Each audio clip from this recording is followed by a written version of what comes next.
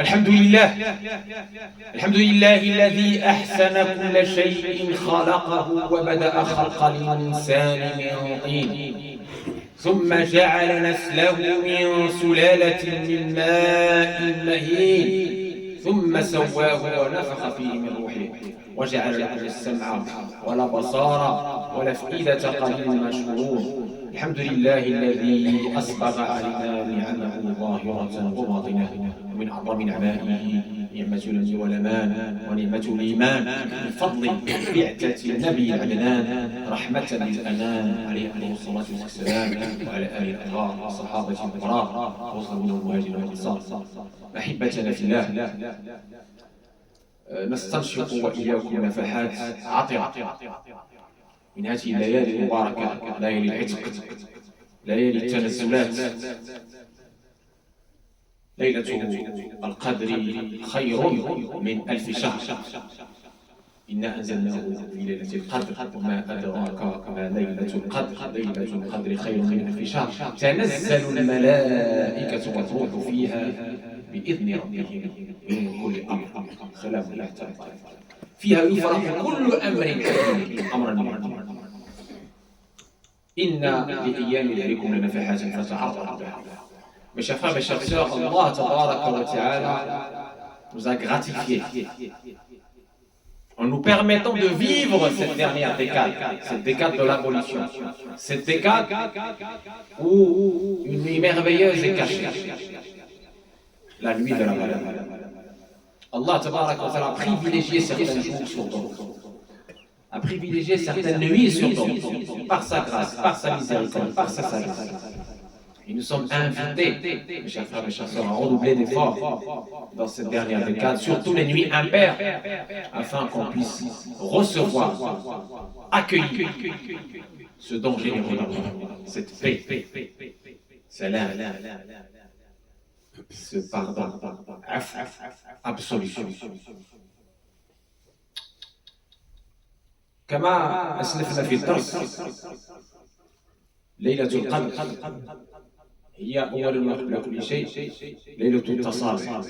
Comme nous avons mentionné dans le dars, dans le cours de tout à l'heure, parlant de la petite histoire de cette nuit de la valeur et son importance, elle est meilleure que 1000 mois, eh bien, c'est une générosité d'Allah vis-à-vis de nous, c'est un privilège et un signe d'amour de notre prophète pour nous, puisqu'il avait vu que les communautés avant nous vivaient beaucoup et nous très peu, et donc nous a offert cette nuit de la valeur meilleure que 1000 mois, plus de 80 ans. Et surtout, dans le hadith de Ubad al-Mustamid, nous avons vu ensemble comment la rancune, la haine qui existait entre les personnes a fait que on n'a pas pu avoir la date exacte de cette nuit. Et les savants ont dit à chaque fois qu'il y a cette haine, à chaque fois qu'il y a ces rancunes, à chaque fois que cet amour entre nous, dont Allah Tabaraka wa Ta'ala est atteint, touché, eh bien, on est privé.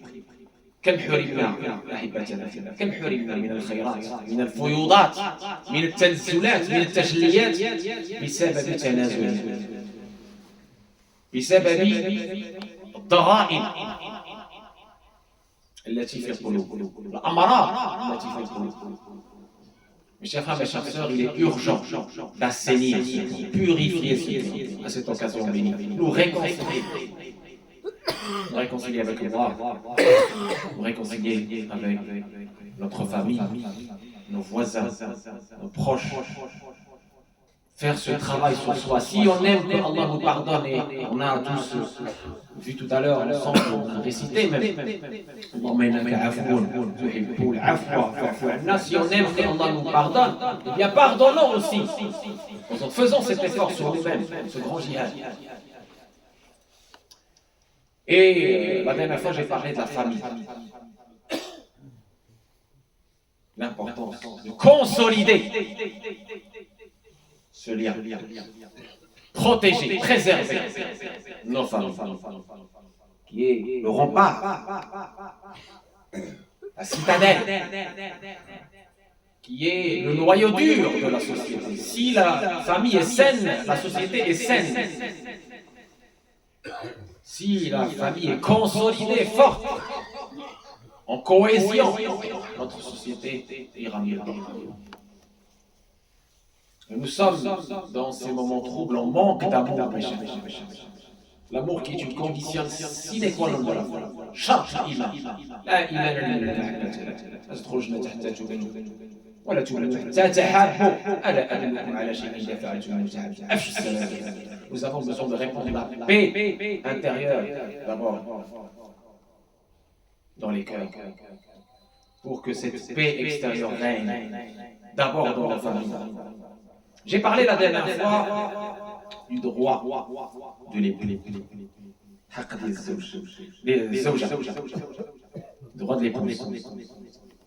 J'avais cité le verset coranique et cohabiter avec elle de la meilleure façon. Et aussi le hadith du prophète, le meilleur d'entre vous est le meilleur envers sa famille. Je suis le meilleur envers ma famille. On a parlé de ce droit de l'épouse, ce devoir de l'époux vis-à-vis de son épouse. Très bien. Aujourd'hui, pour compléter, je et juste, il faut aussi synthétiquement parler aussi du droit de l'époux.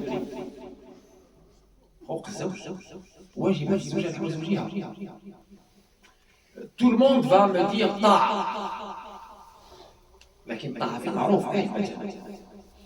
oui, l'obéissance. Mais l'obéissance, sauf s'il y a des obéissances. On ne peut pas obéir à une créature s'il s'agit de désobéir à Allah. Moi, je vais au-delà de l'obéissance. Quand il y a l'amour, l'obéissance est naturelle. Quand on aime quelqu'un, plus que lui obéir, on aimerait lui faire plaisir, sans qu'il le demande. C'est magnifique.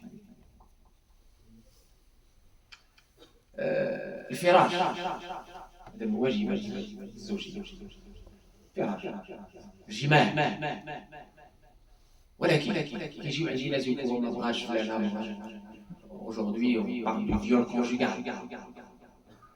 Est-ce qu'il existe un viol conjugal en islam?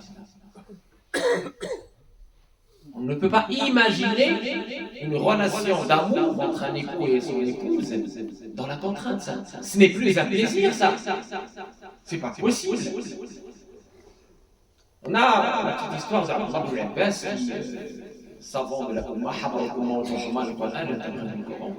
جاء رجل يشتكي نشوز زوجته. قال له راني جوزاتي ناسيج ناشزون ما كتبغيش تجي للفراش. هذا جا كيشكي على عبد الله بن عباس. عبد الله بن عباس يشوف روائح كريهه جدا. قال له كما تحب هي أن تتزين هي لك فتزين أنت لها. يحس بالآخر. هذا هو الحب. Abdullah ibn Abbas, donc la personne est venue se plaindre de son épouse. Il lui dit, mais mon épouse, elle vient plus dans mon lit. Je passe la nuit asselée. C'est pas normal, il faut que tu lui parles, c'est quoi ça se fait pas, c'est interdit, etc. Bon. Il y a des anges qui vont la maudire, mais Abdullah ibn Abbas, ils sont une odeur. Très odeur. Cette personne, plus elle approche, plus cette odeur devient nauséabonde.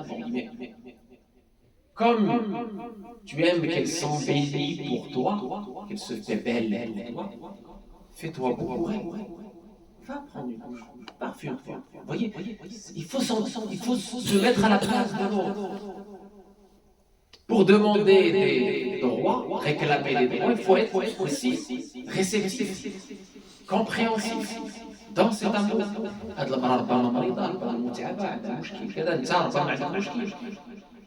الإنسان النبي عليه الصلاة والسلام وصانا على المقدمات. Le prophète عليه الصلاة والسلام nous a conseillé ce qu'on appelle les préliminaires, très importants. Plus globalement, mes chers,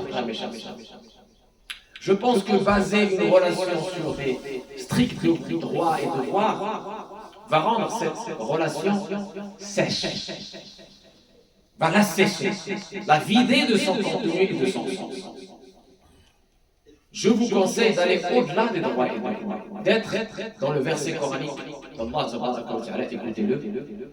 وَمِنْ آيَاتِهِ أَنْ خَلَقَ مِنْ أَنْفُسِكُمْ أَزْوَاجًا لِتَسْكُنُوا إِلَيْهَا. Ah ouais. لتسكنوا سكنا سكينة وجعل بينكم مودة ورحمة. هذا ما سنراه إن شاء الله مفصلا في الفصل الثاني له وآخر الحمد لله رب العالمين.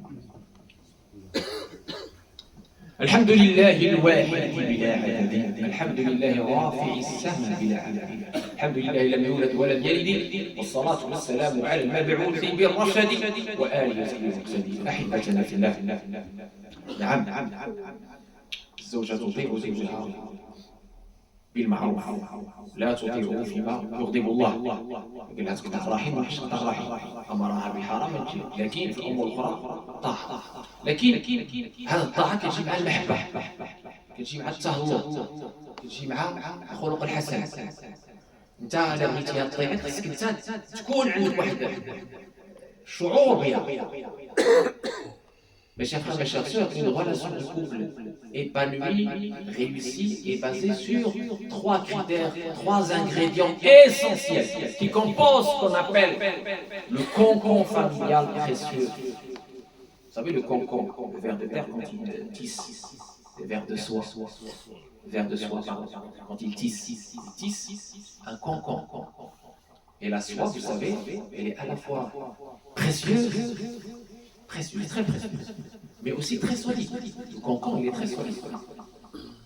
C'est comme ça la famille, c'est ce concombre. Précieux, solide.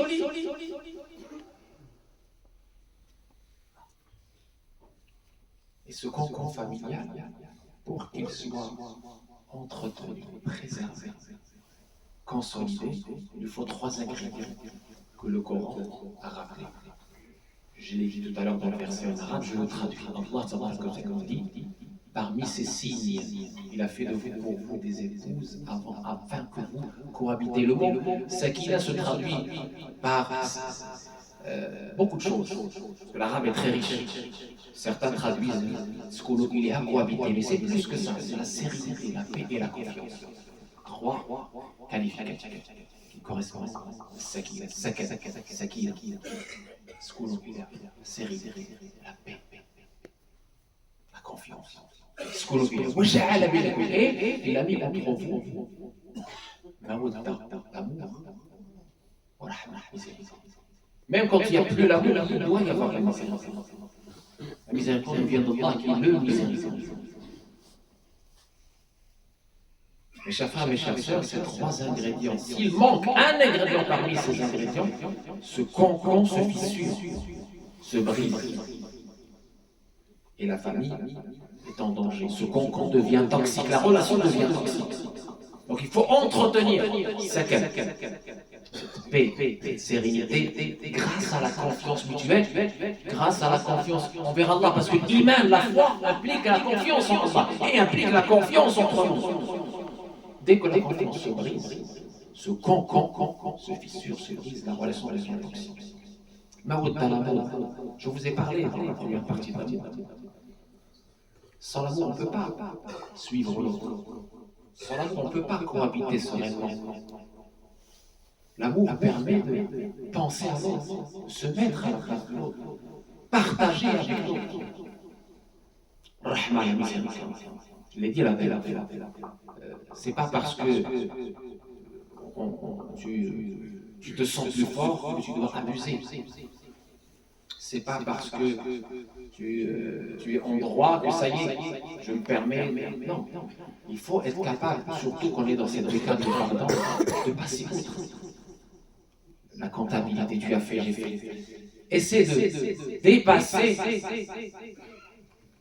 les droits et devoirs pour être dans ce sentiment noble de se mettre à la place de l'autre. Qu'est-ce que tu as besoin de quoi? Et toujours garder des mots aimables. Toujours garder le respect mutuel. Et avec ces trois ingrédients, les enfants sont les premiers qui vont en profiter. Et nous sommes dans cette décade de la miséricorde, de l'abolition. Nous devons nous abolir des joues de nos passions en purifiant nos cœurs de toute haine, de toute rancune, en commençant par notre enfant. وليعفوا وليصفحوا ألا تحبون أن يغفر الله لكم جعلنا الله وإياكم متقين هذا الشهر جعلنا الله وإياكم ممن حق فيهم قول رسول الله صلى الله عليه وسلم من قام ليلة القدر إيمانا واحتسابا غفر له ما تقدم من ذنبه كالله تبارك وتعالى nous pardonne qu'Allah تبارك وتعالى nous aide à nous émanciper, à dépasser nos instincts bestiaux, qu'Allah Tabaraka wa Ta'ala nous libère des joues de nos passions, qu'Allah Tabaraka wa Ta'ala nous permette de consolider nos couples, surtout dans cette dernière décade, de partager, comme je l'ai dit la dernière fois, de partager tout ce qu'on fait, notre spiritualité avec notre famille, pour que nos enfants, nos familles profitent pleinement aussi de cette décade, qu'on se partage aussi les tâches et qu'on pense à l'autre, qu'on se mette à la place de l'autre, qu'on soit aussi dans l'abnégation, dans l'itar, l'altruisme, mieux que penser se mettre à la place de l'autre, c'est être dans l'itar, dans l'altruisme, qu'Allah Tabaraka wa Ta'ala fasse qu'on soit les meilleurs ambassadeurs de cette belle religion, par l'être et les paraître, par le civisme, par le service désintéressé, par la beauté de notre comportement. وما أجي نفوسنا تقواها وزكيها تخرج من زكاة وليها وما يمكن شيء نساليه بلا ما ندعيو الله عز وجل اخواننا المستضعفين في كل مكان اللهم يا ارحم الراحمين كلهم اللهم يا ارحم الراحمين فرج كربهم ونذكر بانه صلاة العيد سنة مؤكدة. Et je rappelle ici un rappel très important pour que vous êtes tous là, et que le présent alhamdoulilah, transmette à l'absent. Salat al-Eid, la prière de la fête, est une sunna mu'akkada. Et Salat al-Jumu'ah est une farida, est une obligation. Donc on ne peut pas se permettre de rater le Jumu'ah.